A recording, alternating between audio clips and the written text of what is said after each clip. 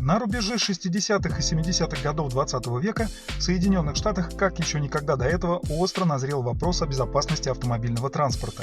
В 1965-м публикуется книга «Опасен на любой скорости», вышедшая из-под пера юриста и правозащитника Ральфа Надера. В ней он жестко критикует «Большую тройку», обвиняя автомобильные гиганты в безответственном отношении к своим собственным клиентам.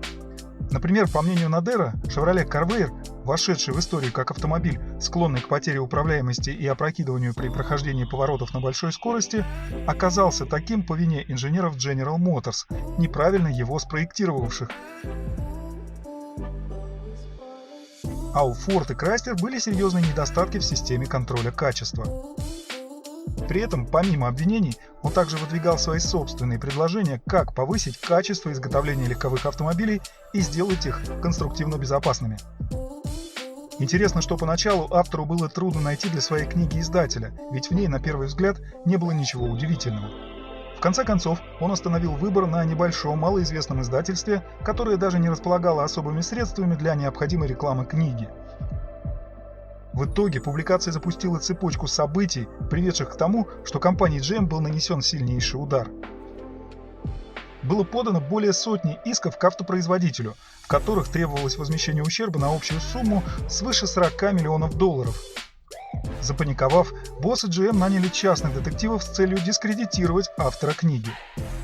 Заговор оказался раскрыт, и после громкого скандала последовали публичные извинения со стороны президента GM, увольнение ряда сотрудников компании, и теперь наступила очередь Надера предъявить судебные иски не только General Motors, но и замешанным в этом деле детективам.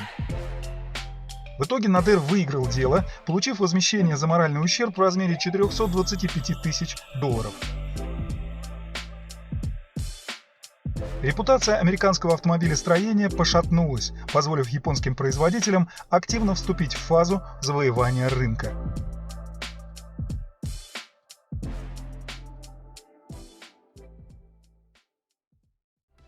Вот в таких обстоятельствах предприниматель Малкольм Бриклин в 1967-м выступил с инициативой открыть в США автомобильный филиал компании Subaru. На тот момент он занимался продвижением мотороллеров Rabbit, выпускавшихся тем же японским гигантом Fuji Heavy. В результате довольно-таки продолжительных переговоров с руководством Fuji ему все-таки удалось убедить японцев. Так, в 1968-м на американском рынке появился крошечный Subaru 360. В течение 3 лет эти машины продавались под лозунгом «Cheap and Ugly». Да, именно так, дешевый и уродливый. Последнюю часть слогана можно заменить на некрасивый, безобразный, страшный, отвратительный. Выбирайте тот перевод слова, который вам больше нравится. Однако сгубили этот проект не маркетологи. Дело в том, что из-за малого веса, всего около 400 килограммов, не нужно было проходить испытания на предмет соответствия американским стандартам безопасности. Но тесты, проведенные журналом Consumer Reports, показали крайнюю уязвимость пассажиров 360 в случае столкновения с полноразмерным автомобилем. Репутация Subaru оказалась под ударом. Японцы даже попытались разорвать соглашение, но каким-то чудом Бриклин уговорил собственников выпустить на рынок одну из их новинок – модель FF1. А от оставшихся в продаже микролитражек пришлось избавляться, придумывая действительно хитрые схемы. Но эту историю лучше рассказать как-нибудь отдельно, и на это нужно больше времени, ведь там немало занятных фактов. Главное, что Subaru все-таки осталась на североамериканском рынке, но уже в 1971-м Fuji Heavy настаивает на выкупе прав на импорт своих моделей. Бриклину пришлось уступить, и спустя год он покидает Subaru, вынашивая идею разработать свой собственный автомобиль. Ее суть сводилась к тому, что конструкция машины должна оказаться самой безопасной на тот момент в Северной Америке. При этом он должен быть эффектным внешне, надежным и простым в обслуживании. Во второй половине 1972-го начинаются первые шаги в сторону разработки концепции спортивного автомобиля Бриклина. За дизайн отвечал Херб Грасс, работавший до этого с Chrysler над оригинальным Dodge Challenger, и корпорацией Ford, где он занимался разработкой внешнего облика модели ее азиатско-тихоокеанского подразделения. Именно в студии Херба Грасса были построены самые первые макеты в натуральную величину. Конструкцией и доводкой шасси занимался Том Монро, только что основавший собственное инжиниринговое бюро AVC Engineering, а до этого активно работавший с Ford. Теперь необходимо было найти партнера, которому можно было поручить постройку полноценного предсерийного автомобиля. Внимание Бриклина давно привлекали проекты Дика Дина, о которых в то время активно рассказывали в национальной автомобильной прессе. Например, двухместный проект Шалако, построенный на укороченном шасси Volkswagen. А в 60-х Дин продолжительное время работал сначала с Джорджем Баррисом, а потом и с Дином Джеффрисом, в результате чего на свет появилась целая россыпь необычных кастомных проектов, в том числе по заказу телестудий. Такие как Black Beauty для зеленого шершня или Monkey Mobile для сериала Monkeys. Выслушав предложение Бриклина, Дик Дин охотно согласился, и постройкой нового автомобиля занялась его компания. Стайлинг немного доработали с помощью дизайнерских услуг Маршалла Хобарта. Так, на свет появился первый предсерийный двухместный прототип с кузовом из стеклопластика, получивший имя Great Ghost. Он был оснащен крайслеровской рядной шестеркой Slant Six, расположенной спереди, а крутящий момент передавался на задние колеса. После успешной демонстрации концепта на ряде мероприятий, Бриклин смог привлечь капитал для своего проекта, получив кредит в Первом Пенсильванском банке. А с помощью самостоятельно спродюсированного фильма о своем детище он смог привлечь внимание инвесторов, собрав более $1 миллиона, и основал в Детройте компанию General Vehicle Incorporated. Отправившись через границу в Канаду, Бриклин решил организовать производство в Квебеке, но получил отказ со стороны администрации. Не опустив руки, он оказался в офисе премьер-министра Нью-Брунсвика. После встречи с ним он отправился домой, получив кредит в размере $9 миллионов, которые должны были быть освоены на строительство 2 новых заводов в районах с высоким уровнем безработицы – в Сент-Джоне, где будет сосредоточено основное производство, и Минто, в котором будут собирать кузова. Заручившись поддержкой канадского правительства, на свет появляется подразделение Бриклин Канада. Памятуя показательную историю Престона Такера, Бриклин направил все свои силы на то, чтобы максимально держать свою новую разработку под покровом секретности, до тех пор, пока она не окажется готова к производству. И ему действительно это удалось. Серийная версия появилась в 1974-м и получила название SV1 – Safety Vehicle – безопасный автомобиль.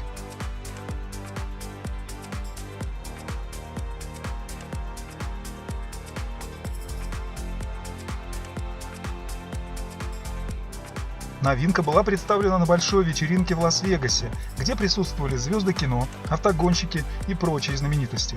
Тогда же состоялась и конференция автодилеров, заинтересованных в продвижении нового бренда. Спустя совсем немного времени Бриклину удалось подписать 247 контрактов. Каждый из дилеров заплатил по $8 тысяч за франшизу, и было заявлено о предварительных заказах на сумму более $100 миллионов.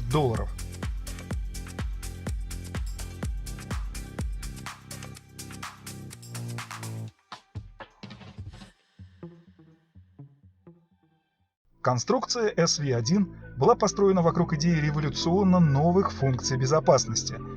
Рекламная брошюра безапелляционно утверждала, что это первый серийный автомобиль, который достоин называться безопасным.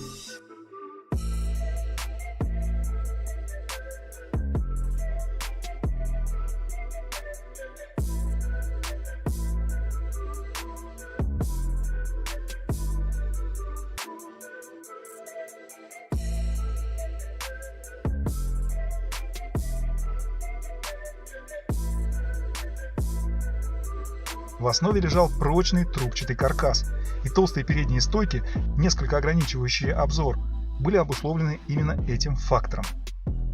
Безопасные бамперы позволяли выдержать удар на скорости 10 миль в час без повреждений. Щетки стеклоочистителя были запрятаны за кромкой капота. Внешние панели кузова изготавливались из стеклопластика, которые не были окрашены снаружи, а сразу отливались в одном из 5 безопасных цветах, хорошо видимых на дороге: зеленым,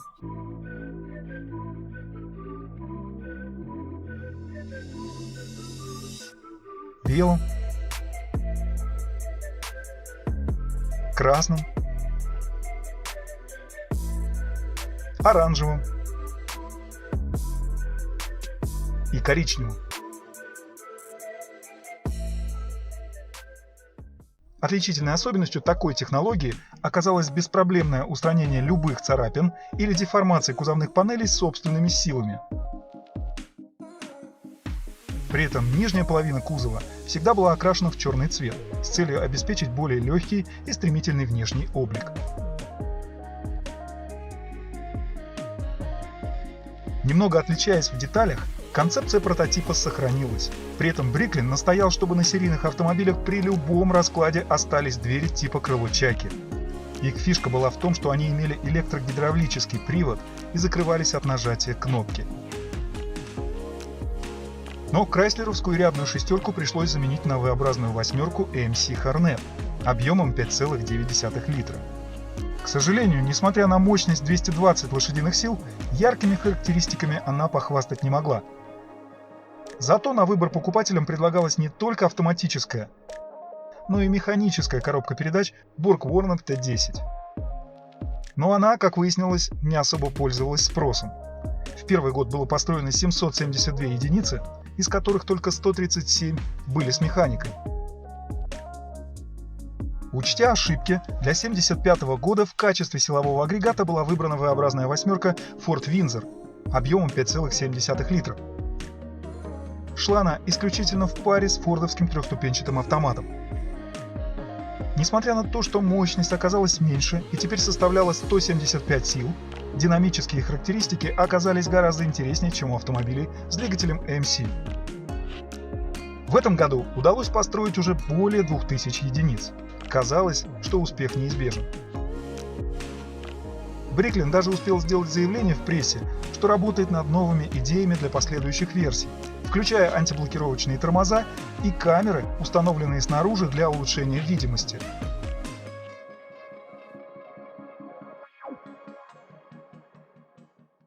Поступивший в продажу в 1974 году Бриклин SV1 стоил чуть менее $10 тысяч, что было дешевле, чем тот же Корвет, с которым он задумывался конкурировать.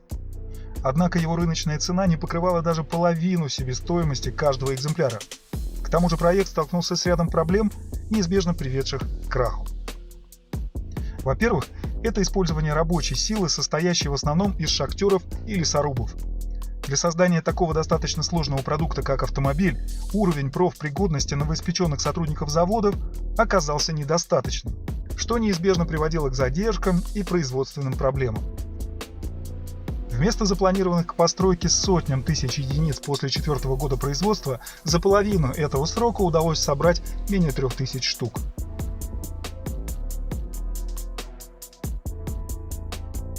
Вторая проблема – негативные отзывы не только от владельцев, но и от прессы. Она, кстати, долгое время не могла заполучить новинку в свои руки. Например, изданию Road & Track пришлось даже одолжить автомобиль у одного из владельцев, чтобы провести журналистские испытания. Счастливые обладатели купе жаловались на то, что композитные панели трескались, всплывающие фары не работали, а двери перекашивались, заклинивали, да и к тому же протекали в местах соединения с крышей. Кстати, с дверьми был связан еще один факт, который невероятно раздражал владельцев. То, что считалось ноу-хау Бриклина и позиционировалось как фишка автомобиля, а именно электрогидравлический привод закрывания с кнопки, на деле оказалось непрактичным. Процесс закрытия занимал долгие 10 секунд. Представьте себе, какие эмоции испытывает человек, если приходится выходить из машины достаточно часто. Только на второй год производства время закрытия сократилось за счет пневматического механизма, но проблема с пропусканием влаги так и осталась нерешенной. Все эти факторы привели к тому, что финансовые проблемы и крупные долги поставили вопрос о дальнейшем существовании предприятия. В дело пришлось вмешаться правительству Нью-Брунсвика, предоставив более $20 миллионов для спасения производства. В сентябре 1975-го компания перешла под внешнее управление. Активы выкупил Джордж Байер из Оклахомы, который в начале 1976-го достроил и реализовал оставшиеся автомобили. Интересно, что в том же году несколько SV1 были отправлены в Великобританию на фабрику Aston Martin в Ньюпорт-Пагнеле с целью оценки всех минусов и плюсов модели инженерами столь солидной автомобильной компании. Конкурсный управляющий рассчитывал, что, получив хорошие отзывы, удастся найти нового потенциального инвестора. Заключение британцев действительно оказалось положительным. Однако, несмотря на отличные новости, найти нового владельца компании Bricklin так и не удалось. В том же году марка прекратила свое существование навсегда. Всего за период с 1974 по 1976 годы было продано по одним данным 2854, по другим 2897 автомобилей. Однако здесь есть немалая доля иронии. Дело в том, что после исчезновения бренда модель SV1 все-таки достигла успеха, к которому она так и не смогла приблизиться при жизни. До сих пор существует около 2000 выживших автомобилей. Их прочная конструкция обеспечила им долговечность и породила истории о владельцах, выходивших невредимыми из серьезных аварий. Кстати, уже через несколько лет похожий путь пройдет еще один энтузиаст, который представит миру свой весьма похожий проект. Только он будет производиться не в Канаде, а за океаном, в Северной Ирландии. Правда, немного обидно, что при всей схожести историй двух производителей DeLorean узнает каждый третий, а про Bricklin не знает практически никто. Но здесь отдадим должное магии кино. Хотя было бы интересно представить себе, как Док и Марти пронизывают пласты времени на SV1.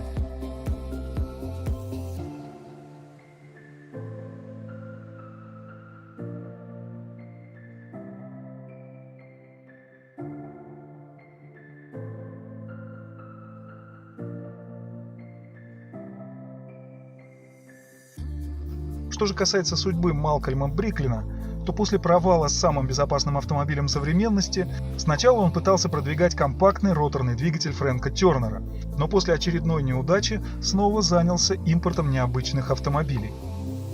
Именно благодаря Бриклину в 1983 году появились Pininfarina Spider Fiat 124 и Bertone X19 одноименный Fiat.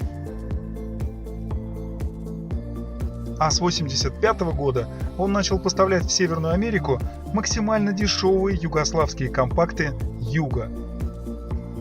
В 90-е годы он активно продвигал транспортные средства, работающие на электричестве, а в 21 веке Бриклин организовал очередную кампанию, с помощью которой сделал попытку создать совместное производство с известным крупным китайским производителем Chery, чтобы наладить поставку в США бюджетные автомобили класса люкс.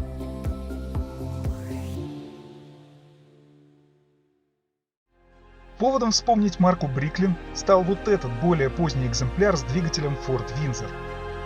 Его собираются продать на аукционе Mecum в Киссиме в январе 2023. К сожалению, предполагаемая стоимость на момент записи этого видео на сайте аукционного дома не указана. Поэтому давайте посмотрим, что представляет собой рынок этой модели, и обозначим некоторую систему координат. Несмотря на относительно немногочисленное количество выживших машин, она, кстати, не так уж и редко попадает в продажу. В течение года с десяток подобных купе всплывает на аукционах и интернет-площадках. Какими-то заоблачными ценами похвастать они пока не могут. Средняя стоимость SV1 колеблется в пределах 20-30 тысяч долларов. Хотя, как известно, из любого правила есть исключения. И в последние годы они происходят все чаще. Так, в октябре 2021 года на онлайн-ресурсе Greenby Trailer купе 1975 года было продано за 55 тысяч долларов. А 3 месяца назад на той же интернет-площадке вот этот автомобиль 1974 года ушел за 101 тысячу. Так что здесь явно наблюдается рост интереса со стороны покупателей к столь редкому купе. Вот и посмотрим, сохранится ли эта тенденция дальше и каковы будут результаты торгов на аукционе Mecum. А на сегодня это все. Спасибо, что листаете автоархивы. До встречи.